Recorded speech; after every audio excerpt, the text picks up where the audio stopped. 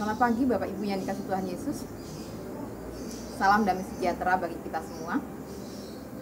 Salam seroja, sehat rohani dan juga sehat jasmani.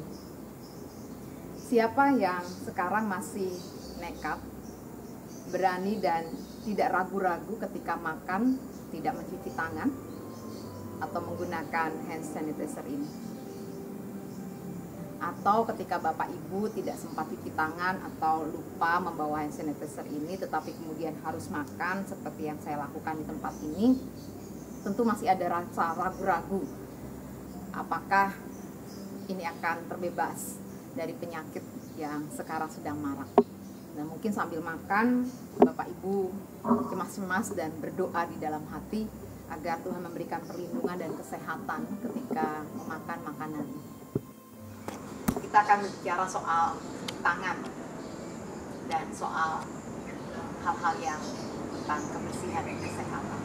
Tapi tentu tidak hanya bicara soal secara medis, saya akan bicaranya secara rohani.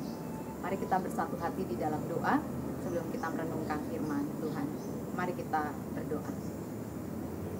Tuhan, kami mengucap syukur untuk berkat-Mu di pagi hari ini dengan segala kebaikan dan kasih karunia Tuhan. Dan memberikan kami kesempatan untuk bangun pagi, merasakan anugerah dari Tuhan dan kekuatan dari Tuhan. Dan pada saat ini kami tidak merenungkan firman Tuhan, kiranya Engkau memberikan kami anugerah kekuatan, kesukacitaan, dan damai sejahtera, agar kami boleh merenungkan firman-Mu dan mendapatkan kasih setia dari Engkau. Di dalam nama Kristus Yesus kami berdoa. Amin.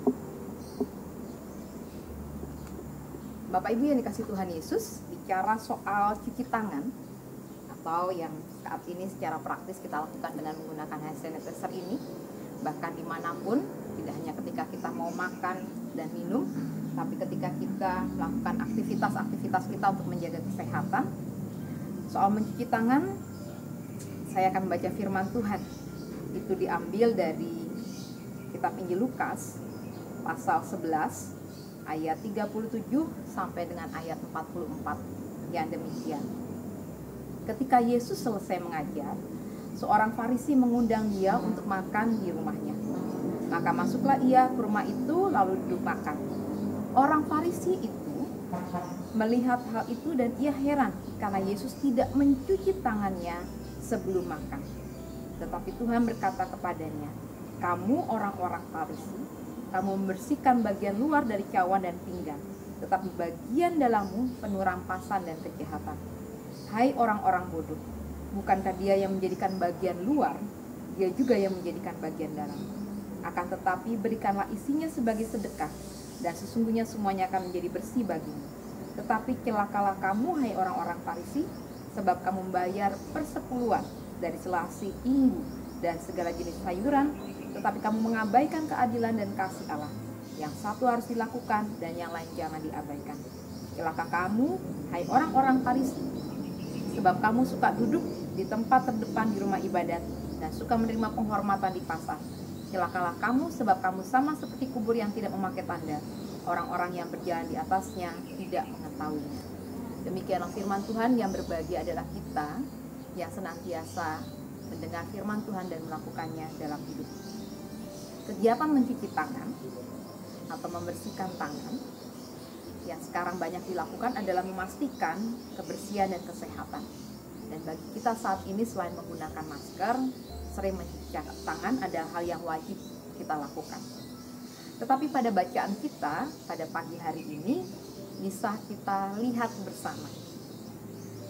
Nampak secara harafiah dan sekilas Yesus mengabaikan soal mencuci tangan. Yang artinya apakah Yesus juga mengabaikan soal kebersihan dan adat istiadat pada waktu itu? Tentu tidak. Yesus bukan mengabaikan soal kebersihan dan adat istiadat pada waktu itu. Tetapi lewat peristiwa cuci tangan, Yesus ingin menunjukkan kepada orang Farisi pada saat itu. Karena orang-orang Farisi ternyata memang sibuk cuci tangan, mungkin berkali-kali. Tetapi kegiatan itu dilakukan bukan sekedar memelihara kesehatan, kekuatan, kebersihan secara fisik dari Tuhan, Tetapi orang Farisi pada waktu itu hanya ingin menampilkan hal-hal yang jasmani dan fisikly saja. Orang Farisi ternyata sibuk mengurusi kebersihan luar, dan inilah yang diinginkan, ditegur dan dinasihati oleh Yesus.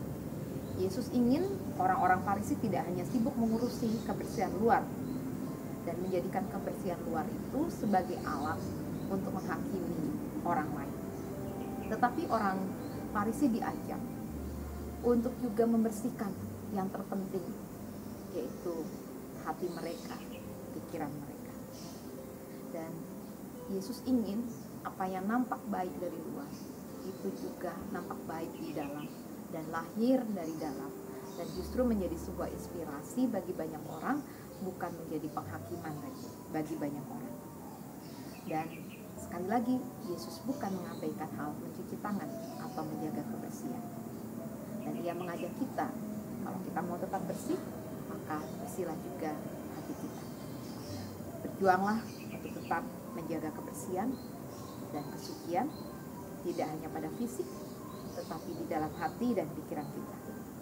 Mari, Bapak Ibu Saudara-saudara, tetap menjaga kebersihan, rajin cuci tangan, tetapi juga jaga hati dan pikiran kita. Tuhan memberkati kita semua.